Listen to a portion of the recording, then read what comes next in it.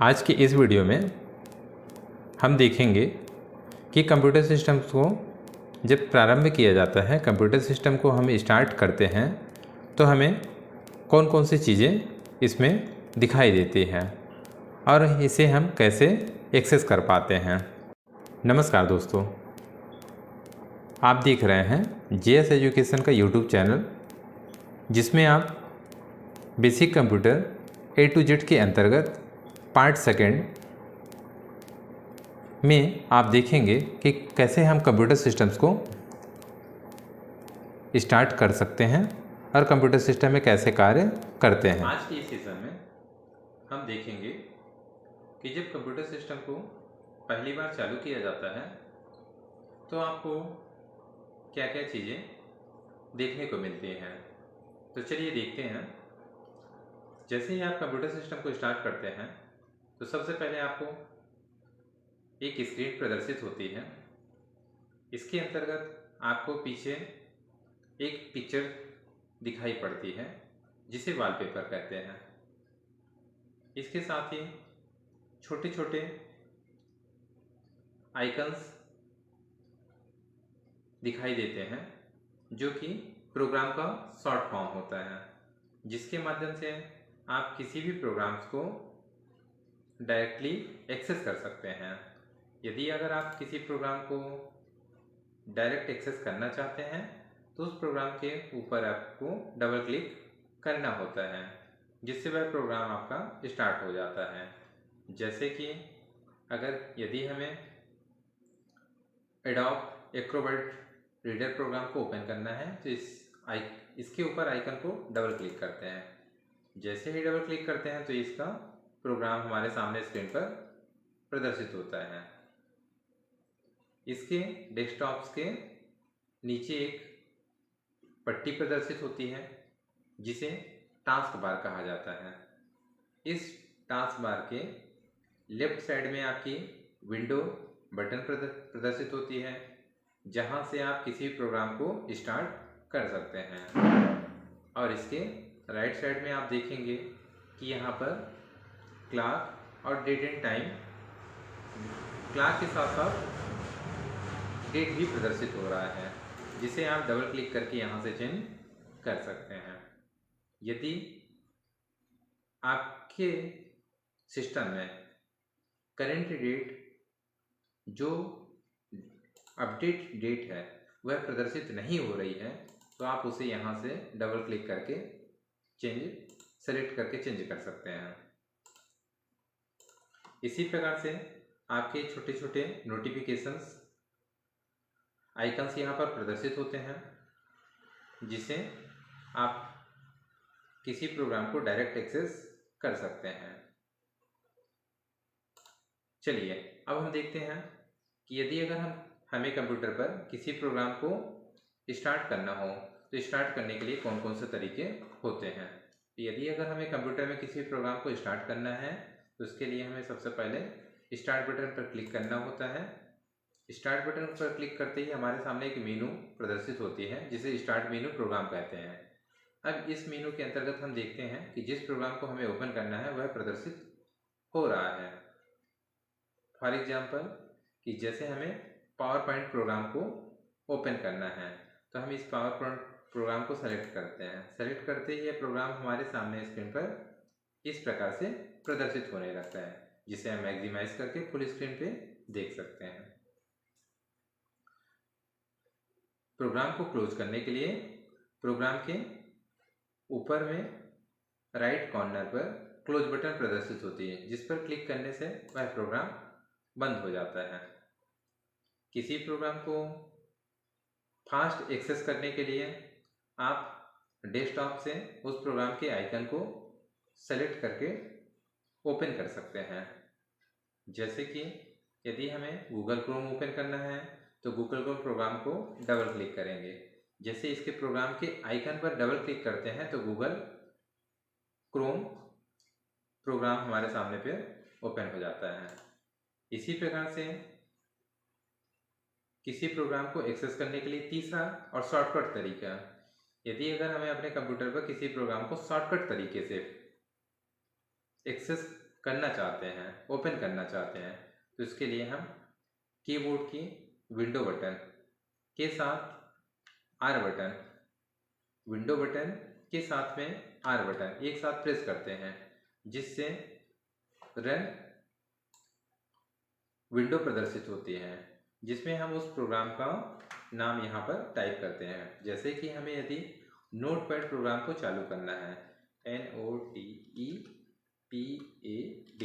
इसकी स्पेलिंग बिल्कुल सही लिखनी होती है। यदि अगर स्पेलिंग मिस्टेक होगी तो वह प्रोग्राम ओपन नहीं होगा। नोटपैड, जैसे ही हम उस प्रोग्राम का नाम लिख करके और इंटर की प्रेस करते हैं तो वह प्रोग्राम हमारे सामने स्क्रीन पर प्रदर्शित होता है। इस प्रकार से हम किसी भी प्रोग्राम को 3 तरीके से स्टार्ट कर सकते हैं।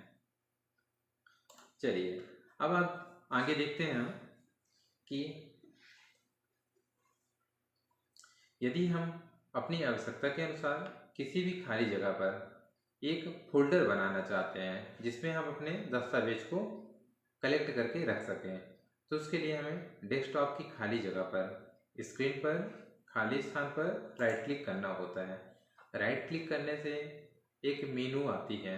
इस मेनू को पॉपअप मेनू के नाम से जाना जाता है, जिसमें view, sort by, refresh, paste shortcut, undo, delete, graphics properties, graphics option, new, display settings, personalize जैसे ऑप्शन प्रदर्शित होते हैं, जिसमें हमें न्यू ऑप्शन को सेलेक्ट करना होता है। न्यू ऑप्शन को सेलेक्ट करते ही हमारे सामने स्क्रीन पर फोल्डर ऑप्शन प्रदर्शित होता है, जिसे हम क्लिक करते हैं।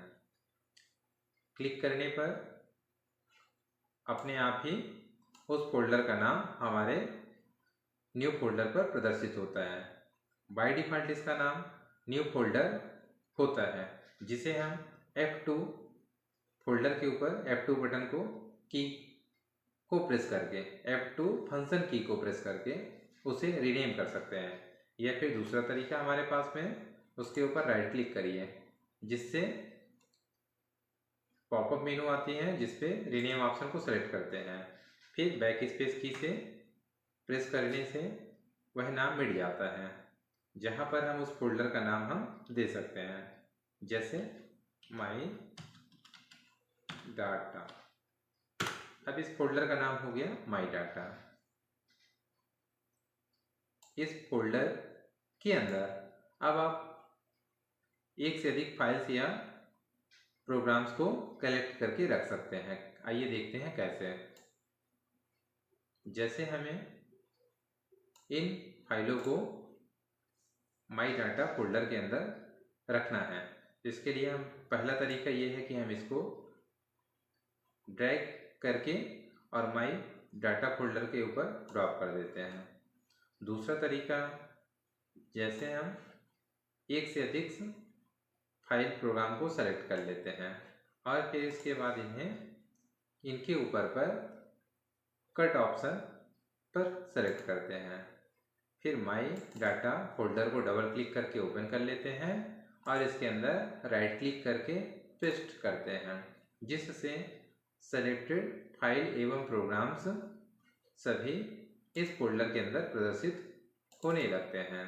इस प्रकार से हमने देखा कि कैसे हम डेस्कटॉप पर एक नया फोल्डर अपने नाम से बना लेते हैं और उसमें एक से अधिक फाइल्स फोल्डर को स्टोर करके रख सकते हैं। इसी प्रकार से यदि अगर हमें इन फाइलों को, फोल्डर को व्यवस्थित करना हो, यदि अगर हम इन्हें जमाना चाहते हैं किसी क्रम पे, तो उसके लिए हमारे पास में ऑप्शन है सॉर्ट बाय, जिसमें न्यू, साइज, आइटम टाइप और डेट मॉडिफाई विभिन्न ऑप्शंस है, जिसमें से हम सबसे पहले बाय नेम करते हैं। अब यह डेस्कटॉप्स के सभी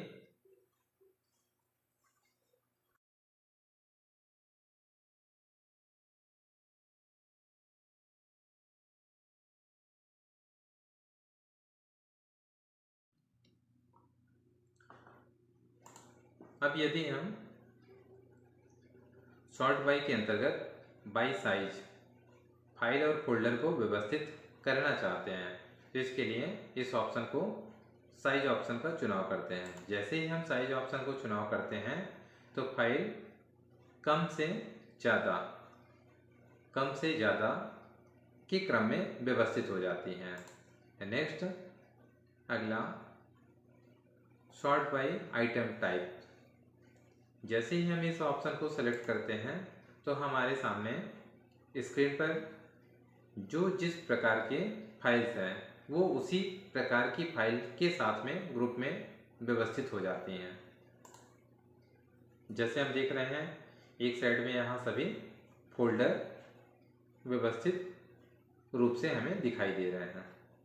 next sort by date modified. जैसे ही हम इस ऑप्शन पर क्लिक करते हैं तो यहाँ पर फाइल्स एवं प्रोग्राम्स जिस क्रम में उन्हें एक्सेस किया गया होता है, उन्हें उपयोग किया गया होता है, जो सबसे पहले उपयोग किए गए हैं वो सबसे पहले, जो उसके बाद उपयोग किए गए वो उसके बाद, इस क्रम में सभी व्यवस्थित हो जाते हैं। तो आज की इस वीडियो में हमने देखा कि कैसे हम कंप्यूटर सिस्टम में किसी प्रोग्राम को स्टार्ट करते हैं और स्टार्ट करने के लिए किन किन तरीकों का उपयोग कर सकते हैं। साथ ही हमने जाना कि डेस्कटॉप में कैसे हम न्यू फोल्डर को बना सकते हैं और उस फोल्डर के अंदर कैसे हम एक से अधिक डाटा को कलेक्ट करके रख सकते हैं।